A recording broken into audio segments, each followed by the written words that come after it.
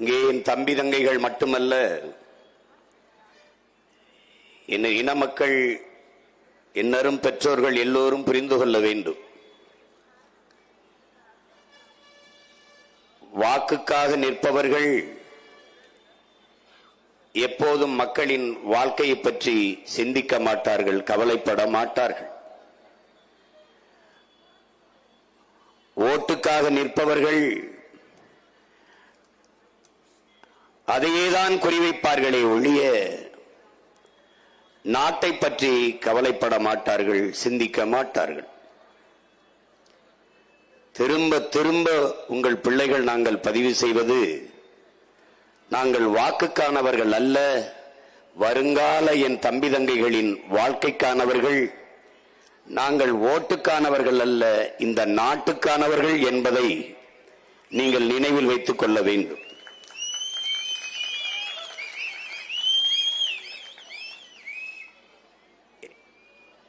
என் தம்பிகள் நாங்கள் தலைவர்களை சந்தித்தோம் என்றார்கள். அது தவறு. நீங்கள் சந்தித்தது யாரும் தலைவர்கள் இல்லை, நாம் அப்படி நினைத்துக் கொண்டோம். அவர்கள் தரகர்கள் என்பதை இனிமேலாவது நாம் புரிந்து கொள்ள வேண்டும்.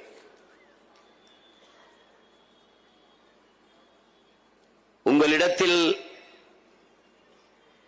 உரிமையோடு பாசத்தோடு உங்களுக்கு ஒன்றை சொல்ல உங்கள் அண்ணன் விரும்புகிறேன். நான் இந்த களத்திற்கு வரும்போது எனக்கென்று முன்னவர்கள் யாரும் இல்லை. ஆனால் இன்று உங்களுக்கென்று ஒரு அண்ணன் நான் இருக்கிறேன் என்ற நம்பிக்கையும் திமிரும் உங்களுக்கு இருக்கு. என் மீனவ சொந்தங்களுக்காக பிரச்சனை என்றால் அதற்கு நாங்கள் போராடுவது, அவர்கள் எங்களோடு நிற்பார்கள், எங்களுக்கு வாக்கு செலுத்துவார்கள் என்பதற்காக அல்ல. வேளாண் பெருங்குடி மக்களுக்கு ஒரு பிரச்சனை, போராட்டம் என்றால் அங்கே போய் அந்த போராட்டத்திலே பங்கேற்று அவர்களோடு நிற்பது என்பது அவர்களின் ஆதரவு எங்களுக்கு கிடைக்கும், அவர்களின் வாக்கை நாங்கள் பெற முடியும் என்பதற்காக அல்ல. இஸ்லாமிய சொந்தங்களுக்கு பிரச்சனை என்றால் அவர்களோடு இணைந்து நிற்பது, அவர்கள் எங்களை ஆதரிப்பார்கள், எங்களுக்கு வாக்கு தருவார்கள் என்று நம்பி இல்லை. இப்படி இந்த நிலத்திலே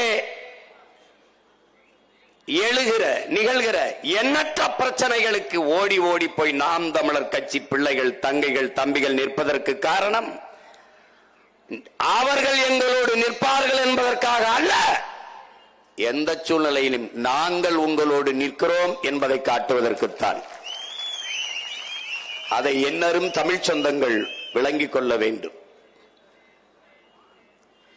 எந்த ஒரு சிக்கலையும் ஒப்புக்கு பேசுகிறவன் எவன், உளமாற பேசுகிறவன் எவன், அப்பன் செத்ததற்கு ஒப்பாரி வைப்பவன் எவன், உளமாற ஆளுகிறவன் எவன் என்று தெரியாதவன் இங்கே வாழ்வதில் அர்த்தம் இல்லை. மக்களின் பிரச்சனைகளை மனதிலிருந்து, இதயத்திலிருந்து எடுத்து பேச முடியாமல் எழுதி வைத்து படிப்பவர்களால் இந்த நாட்டிற்கு எந்த பயனும் இல்லை. அண்ணல் காந்தியடிகள், என் அருமை தம்பி தங்கைகளே, எந்த ஒரு வார்த்தையும் நீ வாயிலிருந்து எடுத்து பேசாதே, உதட்டிலிருந்து பேசாதே, உன் உள்ளத்திலிருந்து, இதயத்திலிருந்து சொற்களை எடுத்து பேசு. நீ வாயிலிருந்து பேசுகிற வார்த்தை, உதட்டிலிருந்து உச்சரிக்கிற சொல் கேட்பவன் செவிவரைதான் சென்றடையும். இதயத்திலிருந்து எடுத்து பேசுகிற வார்த்தைகள் தான் கேட்பவன் செவிக்குள் சென்று அவன் சிந்தனையை தொட்டு செயல் வடிவம் பெறும் என்கிற. அப்படித்தான் உங்கள் பிள்ளைகள் ஒவ்வொரு வார்த்தையும் இதயத்தின் அடித்தளத்திலிருந்து எடுத்து எடுத்து பேசுகிறோம். இனிய சொல் இரும்பு கதவையும் திறக்கும் என்கிறார். அசைக்க முடியாத நம்பிக்கை கொண்டு தகர்க்க முடியாத கோட்டை திமுக, அதிமுக என்பார்கள். நாங்கள் திமுகவை வீழ்த்த வந்தவர்கள் அல்ல, அதிமுகவை வீழ்த்த வந்தவர்கள் அல்ல. எங்களுடைய நோக்கம், எங்களுடைய கனவு, எங்களுடைய பயணம் என்பது திராவிடம் ஒளி என்பதல்ல, தமிழ் தேசியம் வெல்க வளர்க என்பதுதான். இங்கே கருணாநிதி ஒழிக, அவர் ஒழிக, இவர் ஒழிக அல்ல. எங்களுக்கு எங்கள் உயிர் தலைவன் பிரபாகரன் வாழ்க என்பதுதான் கோட்பாடு. எதிரி தோற்க வேண்டும் என்பது அல்ல என் இலக்கு, நாங்கள் வெல்ல வேண்டும் என்பதுதான் எங்கள் இலக்கு. நேர்மறை சிந்தனை பல மடங்கு ஆற்றலை பெருக்கி தரும் என்கிறான். அதுபோலதான் எதிரி தோற்க வேண்டும் என்பதற்காக நாங்கள் களத்தில் நிற்கவில்லை, தமிழ் தேசிய பிள்ளைகள் வெல்ல வேண்டும் என்பதற்காக களத்திலே போராடி கொண்டிருக்கிறோம். இது ஒரு தேசிய மக்களின் படித்த பிள்ளைகளின் கனவு. இங்கே TNPSC, Tamil Nadu public service commission, பேசுற தம்பி கூட சொன்னார், கமிஷன் என்பது கரப்ஷனாக மாறி நிற்கிறது என்று. இன்றைய சூழலில் அது இந்தியன் பப்ளிக் சர்வீஸ் கமிஷனாக மாற்றி நிறுத்தப்பட்டிருக்கு. யார் வேணாலும் வரலாம், யார் வேணாலும் போகலாம்.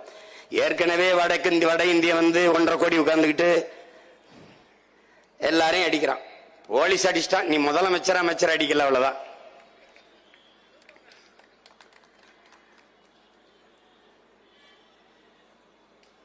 $75 லட்சம் பேர் வேலை இல்லாமல் தேர்வு எழுதிவிட்டு விண்ணப்பித்து விட்டு வெளியே நிற்கிறார்கள். 55 லட்சம் பேர் விண்ணப்பித்து காத்திருக்கிறார்கள், தேர்வு எழுதி காத்திருக்கிறார்கள். அதில் 29 லட்சம் பேர் பெண்கள். பெண்களுக்கு உரிமை, பெண்களுக்கு முன்னுரிமை, பெண்களை போற்றுவோம், நாங்கள் பெண்ணியவாதிகள் என்று பேசியவர்கள் 29 லட்சம் பேர் பெண்கள் மட்டுமே. அதில் 282 பேர் மாற்றுப்பாலினத்து பிள்ளைகள், திருநங்கைகள். ஒரு தேர்வு 2024 நடந்த தேர்விலே 15,52,000 பேர் எழுதுறான். 15,52,000 பேர். வேலை வாய்ப்பு எவ்வளவு? 3,937 தான். 3,937 இடத்திற்கு 15,52,000 பேர் எழுதுறாங்க. இப்ப இவ்வளவு பேருக்கும் வேலை எப்படி கிடைக்கும் நினைக்கிற? அதுவும் என் தம்பி சொல்ற மாதிரி காசு வாங்கிட்டு தான் போடுவான். அதனாலதான் அவரு கமிஷனை கரப்ஷன் சொல்லிட்டாரு. இவங்க எல்லாம் வந்து நீ நினைச்சுக்கிட்டு இருக்க தலைவர்களை தேர்வு செஞ்சோம்னு. பிரதமர் என்பவர் இன்டர்நேஷனல் புரோக்கர் என்பதை நீ புரிஞ்சுக்கணும். முதலமைச்சர் என்பவர் ஆல் இந்திய புரோக்கர் என்பதை நீ புரிஞ்சுக்கணும். இப்ப பிரதமருக்கும் முதலமைச்சர்களுக்கும் போட்டி நடக்குது, யார் இன்டர்நேஷனலில் தலை சிறந்த புரோக்கர் ஆவது. எந்த நாட்டுக்கு போனாலும் முதலீடு, எங்க ஊர்ல வந்து முதலீடு செய்யுங்க, எங்க ஊர்ல வந்து முதலீடு செய்யுங்கன்னு கூப்பிடுறதுக்கு பேர் என்ன? என்ன இப்படி நீங்க புரோக்கர்னு சொல்லிட்டீங்களே, எவனாவது எடுத்து பேச சொல்லு பாப்போம். அவனுக்கு தெரியும் உண்மையை தானே பேசுறாருன்ட்டு. நீ உனக்கு புரியுற மாதிரி விவரமா சொல்றேன் பாரு. ஒரு வீடு அந்த வாடகைக்கு போயிருக்கு, அந்த வீடை பார்த்து கொடுக்கிற தரகர் அவர் என்ன சொல்வாரு? ஐயா நல்ல சாலை வசதி, மின்சாரம், நல்ல மின்சாரம், 24 hours வாட்டர் சப்ளை. அவர் மொழியிலே சொல்றேன். பக்கத்திலே ஹாஸ்பிட்டல் இருக்கு, பக்கத்திலே தியேட்டர் இருக்கு, பக்கத்திலே ஷாப்பிங் காம்ப்ளெக்ஸ் இருக்கு, எல்லா வசதியும் இருக்கியா. இப்படிதான் பேசுவாப்ல. ஹவுஸ் ஓனர் பிக்கல் பிடுங்க இருக்காதியா, ஒரு பிரச்சனை இல்ல, 5ஆம் தேதி வரைக்கும் வாடகையை கொஞ்சம் தள்ளி கொடுக்கலாம் ஐயா, ஒன்னும் இல்லையா, ஒரு தொல்லை இருக்காதியா, வாங்கய்யா. அந்த வீட்டு உரிமையாளர்கிட்ட போய் ஐயா கணவன் மனைவி 2 குழந்தைகள் தான் ஐயா, ஒருத்தர் இல்லைங்கய்யா, மாசமான அவர் 2 லட்சம் சம்பளம் டான்னு வாடகை கொடுத்துருவாருங்க, ஆள் தள்ளின்னு போடாத சலம்பாதியா, ஒரு பிரச்சனை இருக்காதியா, நீங்க அவருக்கே வீட்டை கொடுக்கலாயான்னு பேசுவாப்ல. அந்த வீட்டு உரிமையாளர்கிட்டையும் வீட்டுக்கு குடிவரவர்கிட்டையும் பேசி இங்கேயும் தரகர் காசு, இங்கேயும் தரகர் காசை வாங்கிக் கொள்வதற்கு பேர் என்ன? வீட்டு புரோக்கர். ஜப்பான் போய், அமெரிக்கா போய், ஆஸ்திரேலியா போய் அரம் நாடுகளில் போய் என் நாட்டுக்கு முதலீடு செய்ய வாங்க முதலாளிகளே. என் நாட்டுல படிச்சுட்டு 50 லட்சம் 50 கோடிக்கு மேல இளைஞர்கள் இருக்காங்க. நிறைய இளைஞர்கள் வளம் இருக்கு. நிலம் எவ்வளவு வேணாலும் பறிச்சு தாரேன். நிலத்தடி நீரை எவ்வளவு வேணாலும் உறிஞ்சிக்கிறங்க. தடையற்ற மின்சாரம் தாரோம். நீங்க உற்பத்தி செய்யற பொருளை வேகமாக எடுத்து செல்ல 8 வழிச்சாலை போட்டு தாரோம். இப்படி போய் நாடு நாடாக பேசி வருகிறவர்களுக்கு பெயர் அவர்கள் வீட்டு புரோக்கர்கள், இவர்கள் நாட்டு புரோக்கர்கள். இதனால் இதுல என்ன வேறுபாடு கண்டுட்ட நீ? அதிகாரத்திலேயே மிக ஆபத்தான அதிகாரம் முதலாளிகளின் அதிகாரம், முதலாளித்துவ அதிகாரம். அதிலையும் கொடிய அதிகாரம் இந்த முதலாளிகளுக்கு தரகு பார்க்கிறவனுடைய அதிகாரம். ஆனால் நம்மகிட்ட இருக்கிற அதிகாரம் அவனே முதலாளியாகவும் அவனே தரகராகவும் இருக்கிறான். நீ எந்த பொருளையுமே உற்பத்தி செய்யறவனே விற்பனையாளனா இல்ல. இப்ப குண்டூசி தயாரிப்பவனே குண்டூசி விற்பவன் இல்ல. அலைபேசியை தயாரிப்பவனே அலைபேசியை விற்பவன் இல்ல. வேளாண் பெருங்குடி மக்கள் கூட அவன் விளைய வைத்தது அவனை விற்பனை செய்யறது இல்ல. ஆனா வாங்குவர் வேற இடத்துல இருக்கான். ஆனால் இந்த நாட்டிலே உற்பத்தியாளனும் விற்பவனும் முறையாளர் இருக்கான். எதுல? டாஸ்மார்க்ல சாராயம் காய்ச்சறவனும் அவனே, விற்பவனும் அவனே. நீ முதல்வரை தேர்வு செய்யவில்லை, சாராயால அதிபர்களை தேர்வு செய்கிறாய். அதனால இவ்வளவு பிரச்சனையா நோய்கிற.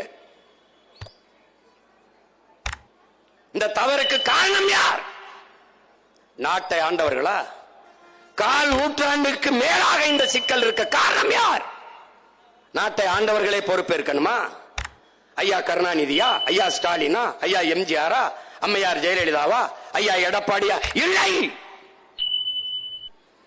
ஒரு அதிகாரம், ஒரு ஆட்சியாளன் தவறான ஆட்சியை செய்கிறான் என்றால் அதற்கு அந்த ஆட்சியாளனை பொறுப்பேற்க முடியாது. அந்த ஆட்சியை நிறுவிய மக்கள் தான் பொறுப்பாளர்கள் என்கிறான் ஆபிரகாம் லிங்கன். அதனை புரிஞ்சுக்க. தவறை செய்தவனை தண்டிக்காது, அவனை தோற்கடிக்காது, வீழ்த்தாது விட்டது யாரோட பிழை? உன்னுடைய பிழை.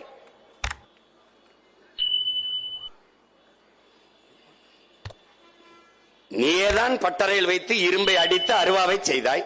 அருவாளை செய்து அவன் கையில் கொடுத்தாய். இது வெட்டுதா இல்லைன்னு என்னை வெட்டிப்பார் என்று நீதான் சொன்னாய். அவன் வெட்டி எட்டு விளையாடுகிறான். இவ்வளவுதான். எந்த அதிகாரம் உன்னை வஞ்சிக்கிறது? எந்த அதிகாரம் உன் கல்விக்கு தகுதியான வேலையை தர மறுக்கிறது? எந்த அதிகாரம் ஊழல் லஞ்சத்தை பெற்றுக்கொண்டு உன் வேலையை தர மறுக்கிறது? தெரிந்தும் நீ ஏன் அந்த அதிகாரத்தை தொடர்ந்து நிறுவினாய்? இது யாருடைய தவறு? யாருடைய தவறு? கற்றவர்கள் தானே மற்றவர்களுக்கு வழிகாட்ட வேண்டும். ஆனால் கற்றவர்கள் எல்லாரும் விலகி நின்றீர்கள். தீமைக்கு அநீதிக்கு தொடர்ச்சியாக துணை நின்றீர்கள். அதனால் பிரச்சனை உங்களுடைய பிரச்சனையே உங்களால் தீர்க்க முடியவில்லை. இதற்கு ஒரே வழிதான் இருக்கிறது. மக்களின் பிரச்சனைகளை அதிகாரம் கவனத்தில் எடுக்காத போது அதிகாரத்திற்கு மக்களே பிரச்சனையாக மாற வேண்டும். அப்போதான் என்ன பிரச்சனைன்னு கேட்க வருவான். இப்ப அதனால என்ன? அதனாலதான் இந்த பிரச்சனையை பிரச்சனையாக மாற்றுவதற்கு உங்க மகன் இந்த பெரம்பலூர் மண்ணிலே வந்து நின்று பிரச்சனைடாது. என்ன பிரச்சனை? இந்த ஊர்ல பேசிட்டு அப்படி விட்டு போயிருவேன் நினைக்காத. ஒவ்வொரு நாளும் பேசுவேன். இது எப்படி சரி செய்ய முடியும்? யாரு சரி செய்ய முடியும்? நீ செஞ்சா நன்றியுமே வாழ்த்துவேன், செய்யலைன்னா நான் வந்து சரி செய்வேன். அவ்வளவுதானே. அந்த நம்பிக்கை, அந்த உறுதியில தான் இந்த களத்துல நின்று கொண்டிருக்கிறோம். எல்லாமே தவறு, எல்லாமே தவறு. எத்தனை லட்சம் பேர் வேலை இல்லாமல் படி என்கிறார்கள். நாங்கள் தான் படிக்க வைத்தோம் என்கிறார்கள். இல்லை, படிக்க வைத்தவன் காமராஜ். ஊருக்கு ஒரு பள்ளிக்கூடம் திறந்து படிக்க வைத்தவன் காமராஜ், என் தாத்தன். குடிக்க வைத்தவர்கள் இவர்கள்.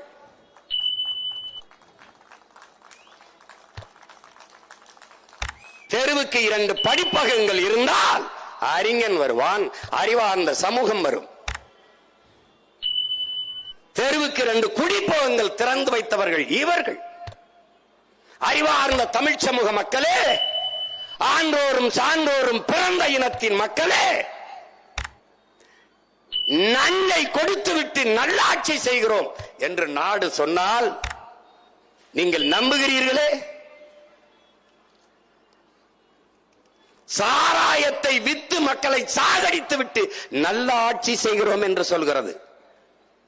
என் அக்கா தங்கச்சி தாலியை அறுத்து அவளுக்கு 1000 ரூபாய் கொடுக்கிறேன் என்கிறது. படிக்க போகும்போது தமிழ் மகனுக்கு 1000, படிக்க போகும்போது என் தங்கைக்கு புதுமை பெண் அதுக்கு 1000. திட்டம், இதெல்லாம் திட்டம். இதுக்கு 500 கோடி, 900 கோடி, 1500 கோடி, இப்படி பண விரயம் கொடுக்கிறார்கள். படிக்க போகும்போது என் தங்கைக்கு 1000, தம்பிக்கு 1000. படிப்பை முடித்து விட்டால் 1000 தருவாரா? இல்லை. படித்து முடித்து விட்டால் 1000 தர ஆள் இல்லை. அப்ப என்ன தரணும்? வேலை தரணும். அந்த வேலையை யார் தருவார்? தெரியாது. எப்படி இருக்கு? ஏன் இவ்வளவு சிக்கல் வருது? இவ்வளவு வேலை வாய்ப்பு, இவ்வளவு பிரச்சனை இருக்குது. ஏன் இதுக்கு முறையான தேர்வு செய்து அதுகளுக்கு பணியமர்த்தி பல்லாயிரக்கணக்கான இடங்கள் காலி இடங்களா இருக்கு, அதுல உரியவர்களை தேர்ச்சி வர வைத்து தேர்வு செய்து ஏன் பணியமர்த்த முடியல? அதுல என்ன பிரச்சனை இருக்குது? என்ன சிக்கல்? 12,000 பகுதி நேர ஆசிரியர்கள் பணி நிரந்தரத்திற்கு வீதியிலே நிற்கிறார். 60,000 பேர் ஆசிரியர் பணிக்கு தேர்வு எழுதி தேர்ச்சி பெற்று பணி நியமனத்திற்கு நடுத்தெருவில் வீதியிலே நிற்கிறார். அவன் போராட வருகிறான். எனக்கு பணி நிரந்தரம் தான், எனக்கு பணி நியமனம் தான் என்று போராட வருகிறான். போராட அனுமதிக்கவில்லை இந்த அரசு. அங்குதான் என் அன்பு மக்களே, என் உயிர் தலைவன் எங்களுக்கு சொல்கிறான், பிரிட்டிஷார் நம்மை அடிமைப்படுத்தி ஆண்டார்கள். நாம் அவர்களை எதிர்த்து சுதந்திரத்திற்காக போராடினோம். போராட அனுமதித்தான். அந்த ஜனநாயகமாவது அவனிடத்திலே இருந்தது. விடுதலை பெற்ற இந்தியா இழந்த உரிமையை கேட்டு போராடுகிறோம். நியாயமாக நமக்கு கிடைக்க வேண்டிய உரிமைக்காக போராட வருகிறோம். போராடக்கூட அடிமையில் அனுமதி இல்லை என்றால் நீ எவ்வளவு கீழான அடிமை நிலையில் நிற்கிறாய் என்பதை பார். வெள்ளையனையும் விட கொடிய அடிமை ஆட்சியை இந்த கொள்ளையர்கள் நடத்தி கொண்டிருக்கிறார்கள் என்பதை நீ எண்ணிப்பார்.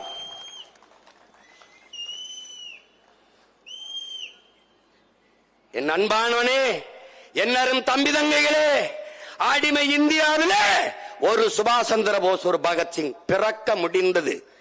வெள்ளையனை எதிர்த்து போரிட முடிந்தது. விடுதலை பெற்ற இந்தியாவில் சுபாஷ் சந்திர போஸும் பகத்சிங்கும் கருவிலேயே கலைக்கப்படுவார்கள். இங்கே நிகழ்வது ஆட்சி அல்ல, ஆட்சி போல ஒரு காட்சி. நீ ஜவுளி கடைக்கு, துணி கடைக்கு போனால் முன்னாடி ஒரு மாதிரியாக ஒரு பொம்மையை நிறுத்தியிருப்பானே, அது பெண் போலதான் இருக்கும். ஆனால் அது பெண் அல்ல. அது போலத்தான் இந்த ஆட்சி. ஆட்சி இல்ல, ஆட்சி மாதிரி ஒன்று. நீ குடிக்கிறது எப்படி பால் இல்லையோ, பால் போல ஒன்றோ, அது மாதிரி இது. ஆனா வெள்ளையா இருக்கும். ரொம்ப கவனத்தில் எடுத்துக்கிட்டு இது சிந்திக்கணும். என்னென்ன வேலை செஞ்சு வச்சிருக்கான்னு நினைக்கிறேன் நீ? 6ஆம் வகுப்பிலிருந்து 10ஆம் வகுப்பு இருக்கிறதா கேள்வி கேட்கப்படும் அப்படின்னு விதி தமிழ்நாடு தேர்வாணையத்தில், தமிழ்நாடு அரசு தேர்வாணையத்தில். ஆனா நீ இந்த 6ஆம் வகுப்பு 10ஆம் வகுப்பை தாண்டி எல்லா கேள்வியும் கேட்டு வச்சிருக்க. 3 மணி நேரம் தான் தேர்வு எழுதுறதுக்கு நேரம். கேள்வியை படித்து என்ன கேள்வின்னு பொருள் புரிந்து கொண்டு பதில் எழுதுவதற்குள்ளேயே நேரம் முடிஞ்சு வருது. அவ்வளவு கடினமான கேள்வியை கடுமையான கேள்வியை கேட்டு வச்சிருக்க. ஆங்கில வழியில் பயின்றவனுக்கு எளிமையான கேள்வியை கொடுக்கிற, தமிழ் வழியில் பயின்றவனுக்கு மிக மிக கடுமையான கேள்வியை முன்வைக்கிற. இதன் நோக்கம் என்ன? எப்படி இது? நீ கேள்வித்தாள மதுரையில ஒரு பேருந்துல ஒரு அதிகாரி, ஒரே ஒரு அதிகாரி ஒருத்தர் எடுத்துட்டு போறாரு, ஒரே ஒரு காவலர் துணைக்கு போறாரு. அது கொண்டு வந்ததை முத நாளே வழிமறித்து எப்படி இருக்கு? தேர்வு எழுதுற அறைக்குள்ள வருவதற்கு முன்பே கேள்வித்தாள் பெட்டி பிரிக்கப்படுது என்றால் அப்ப அந்த கேள்வி என்னென்ன இருக்குது இந்த வெளியில சொல்லப்பட்டிருக்கு, கசிஞ்சிருக்குன்னு தான் அர்த்தம். இது 1-2 முறைகேடு. இவங்க திருட்டுன்னு சொன்னா கோச்சுப்பாங்க. இங்க மருத்துவ கல்லூரியில சிறுநீரகத்தை திருடிட்டாங்கிறதுக்கு அப்படி திருட்டுன்னு சொல்லக்கூடாது. டேய் டேய் இவங்களெல்லாம்டா, டேய் இவங்களெல்லாம் அங்க வரா கொன்னு புதைச்சு கொல்லி வைக்காம நீ விடுதலை இல்லடா உனக்கு. இங்க பாரா, அவங்கள பாரா, சிறுநீரக திருட்டு என்று சொல்லாதீர்கள், முறைகேடு.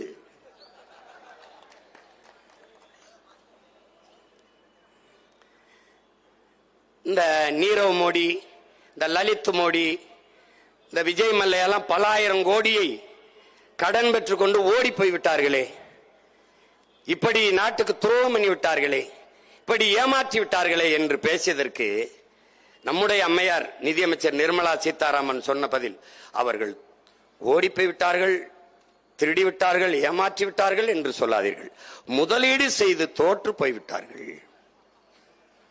அப்ப நமக்கு என்ன சொல்லாம, எனக்கு ஒரு 500 கோடி கொடுங்கம்மா, நானும் முதலீடு செஞ்சு தோற்று போறேன். எப்படா டே, இவங்கள மாதிரி ஒரு வித்தக்காரங்களை நீ பார்க்க முடியாது. நீ இலவசம் கொடுக்கிறார்கள், இலவசம் கொடுத்து என் மக்களை ஏமாற்றுகிறார்கள். ஐயோ ரொம்ப பேசுறாப்லையா. அப்போ விலையில்லா அந்த வார்த்தையை எடுத்துரு. விலையில்லா மடிக்கணினி, விலையில்லா மிக்சி, விலையில்லா கிரைண்டர், விலையில்லா மிதிவண்டி. எப்படி இருக்கு? சரி, எங்களுக்கு கொடுக்கிற பொருளுக்கு விலை இல்ல, நீங்க வாங்கின இடத்துல உங்களுக்கு விலை இல்லையா? விலை இருக்கு. அந்த விலை எந்த விலை? இவங்க பெரிய ஆளுங்க, இவங்க பயங்கரமான வித்தக்காரங்க. நீங்க ஒன்னே இப்படிதான் பேசுவாங்க.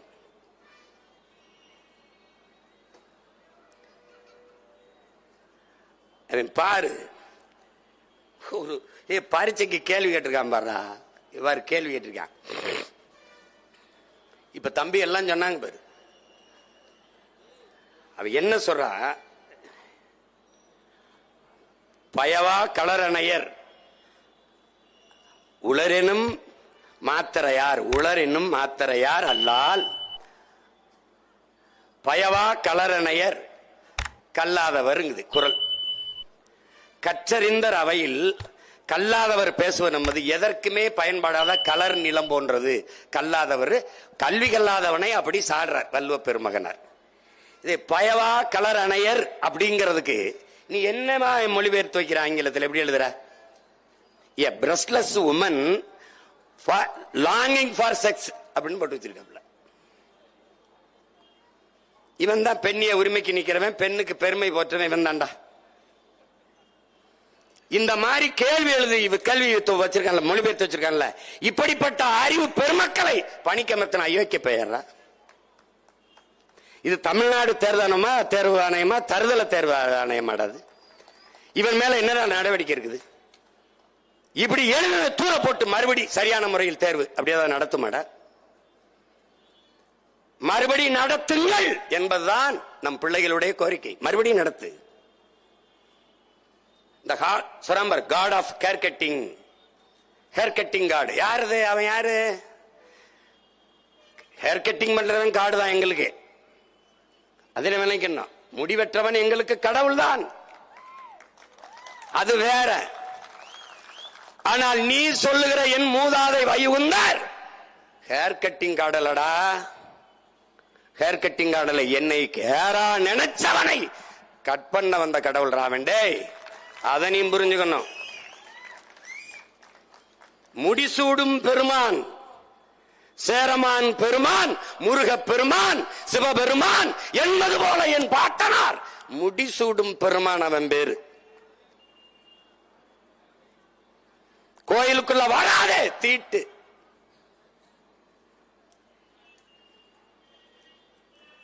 அப்ப என்ன சொல்றா ஒரு எதிர் புரட்சியாளன்? கோயிலுக்குள்ள வந்தா நான் தான் தீட்ட, கோயில் எனக்கு தீட்டுற, கோயிலுக்குள்ள நான் வரலடா, கோயில் எனக்கு தீட்டு. கோயிலிலே இருக்கிறது சிலை, ஆனால் நீதான் தெய்வம். அப்ப என்ன செய்யணும்? கண்ணாடிக்கு முன்னாடி நீ நின்று உன்னையே நீ வணங்கு, நீதாண்டா தெய்வம். இதாண்டா வைகுந்தர். நாங்கள் சைவ மரபினர். திருநீரை பட்டையா அப்படி பூசணும், பட்டையா நீ பூசக்கூடாது, நீ தீண்டத்தகாதவன் அழி என்றான். அப்படியா?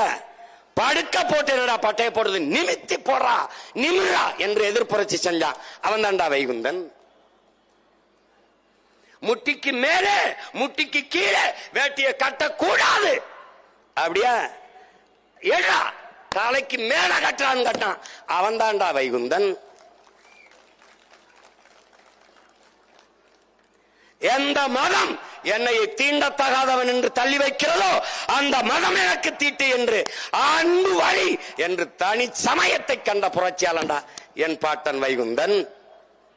நீ அவனை முடிவற்ற கடவுள்ங்கிறா. டேய், உங்களுக்கு முடிவு கட்டி தாண்டா அவன் பேரம் போவேன். டே, உங்களுக்கு முடிவு கட்டி தாண்டா அவன் பேரம் போவேன். ஒரு பைத்தியக்கார கூட்டத்துக்கிட்ட சிக்கிக்கிட்டோம்டா நாங்க. பழந்தமிழர் மக்கள் உலகிற்கு அறிவியல், பண்பாடு, நாகரிகம், கலை, இலக்கியம், வேளாண்மை எல்லாவற்றையும் கற்றுக் கொடுத்த இனத்தின் மக்கள் தற்கொலை கூட்டத்துக்கிட்ட சிக்கிட்டு தவிக்கிறோம்டா.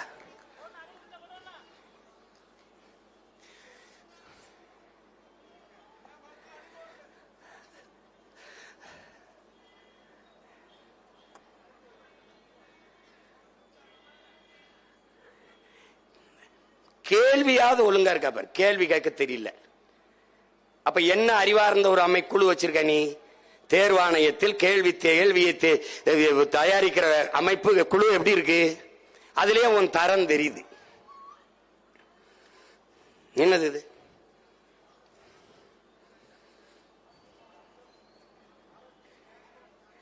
இது மட்டும் நினைக்காத. ஒயிட் ஹால், இது வரலாற்றியலில் ஒயிட் ஹால், இதுக்கு இணையான ஒரு சொல்லை இதுக்கு விளக்கம் சொல்லு. ஒயிட் ஹால் அப்படின்னு கேட்கிறப்பல, அது வெள்ளை மாளிகை அமெரிக்கா, ரஷ்ய மாளிகை, வாஷிங்டன் மாளிகை அப்படியே போட்டுட்டு வந்து கீழே என்ன சொல்றான்? பிரிட்டனின் அரசு அலுவலகம் அப்படின்னு போட்டிருக்கான். பிரிட்டனின் அரசு அலுவலகம், ஒயிட் ஹால்னா பிரிட்டனின் அரசு அலுவலகம் அப்படின்னு வச்சிருக்கான். கீழே இன்னொரு வாய்ப்பு கொடுத்துருக்கான், விடை தெரியவில்லை, இதுல எதையாவது ஒண்ணு சரி எழுதுன்றான், குறிச்சு விடுன்றான். இப்ப பிரிட்டனின் அரசு மாளிகைன்னு குறிச்சு அவன் மதிப்பிடுறான். ஆனா உண்மையிலே ஒயிட் ஹால்னா பிரிட்டனின் அரசு மாளிகை இல்ல, அது ஒரு தனியார் நிறுவனத்தின் பேர்.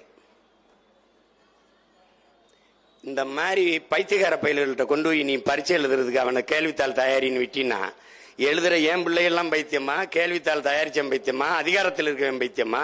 என்னடா அது? என்னது இது? இதெல்லாம் எழுதி வந்தாலும் காசு வாங்கிட்டு தான் வேலை.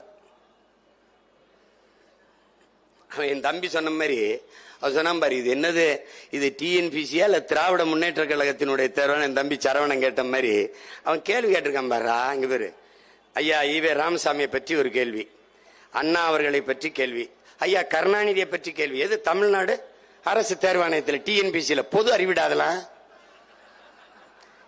பொது அறிவு. சுயமரியாதை இயக்கத்தை தொடங்கியவர் யார்? சுயமரியாதை இயக்கத்தின் நோக்கம் என்ன? அது தெரியாது. உங்கள் மாதிரி பைத்தியக்கார பயில்கிட்ட நாட்டை கொடுக்கறதாண்டா சுயமரியாதை இயக்கத்தின் நோக்கம். கொடுத்துட்டு எங்க அப்பா வயதை ஒத்தவன்லாம் தம்பி உதயநிதி ஸ்டாலின் காலில் விழுகிறது இல்லடா, அதான்டா சுயமரியாதை. தன்மானத்திற்கென்று உயிரை விட்ட ஒரு இனத்தை அவமான சின்னமாக அலைய விடுதாண்டா அதன் நோக்கம். அவமரியாதைகளாக அவமரியாதை சின்னமாக அலைய விடுவதாண்டா சுயமரியாதையின் நோக்கம். எங்கடா இருக்கு சுயமரியாதை? வாழ்க ஒளிகன்னு கத்தணும், காலில் விழுந்து கும்பிடணும், ஐயா சாமின்னு அடிவரடி நிக்கணும். அப்பதான்டா இவனுக்கு, இதாண்டா இவன் கண்ட சுயமரியாதை. எங்கடா இருக்கு சுயமரியாதை?